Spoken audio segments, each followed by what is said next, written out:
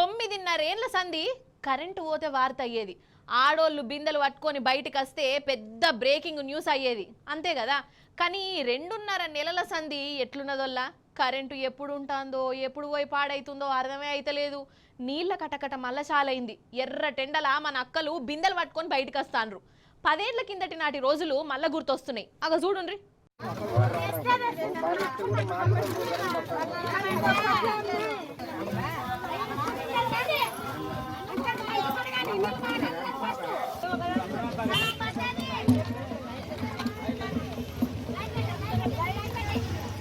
అయ్యయ్యో, ఇగో గిసొంటి సీన్లను మన తెలంగాణ వచ్చిన 9.5 ఏళ్ళల్లా ఎన్నడన్నా చూసినావా అనోళ్ళ?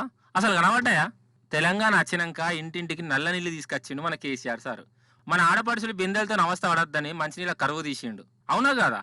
కానీ ఇప్పుడు ఏమైంది? కేసీఆర్ సార్ దిగిపోయిండు, నీళ్ళ కష్టాలు షురు అయినాయి. మళ్ళీ వెనకటి రోజులు రానే వచ్చినాయి. బిందెలు పట్టుకొని రోడ్ల మీద లైన్లు కట్టుడు, లొల్లులు జవడాలు పెట్టుకున్నాడు. అసలు మనశ్శాంతి అనేది లేకుండా అవుతుంది ఆడోళ్లకు.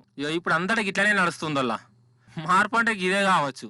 మార్పు మార్పు అంటే ఏం మార్పు అనుకున్నా, ఉన్నాయి లేనట్టు లేని ఉన్నట్టు చేసడే మార్పు కావచ్చు.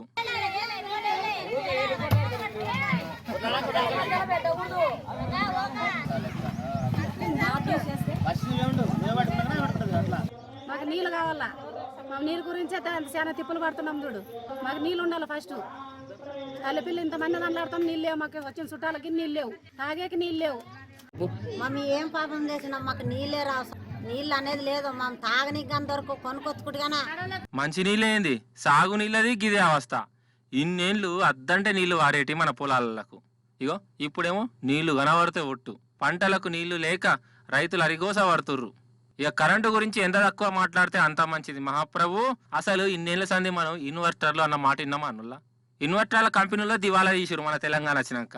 అసొంటిది ఇన్వర్టర్లు, కన్వర్టర్లు, జనరేటర్లు ఇగో మళ్ళా కనబడుతున్నాయి. అంతేందుకు, సాక్షాత్తు అసెంబ్లీలనే జనరేటర్లు పెట్టుకున్న పరిస్థితి వచ్చాయి. ఇగో ఇట్లుంటుంది కరెంటు అంటే. ఇందిరమ్మ రాజ్యం అంటే ఏమో అనుకున్నా గానీ వెనకటి కరువు కాలమే మళ్ళీ తీసుకొస్తారని అనుకోలే అని శాపాలు పెడుతుర్రు వాళ్ళ జనాలు.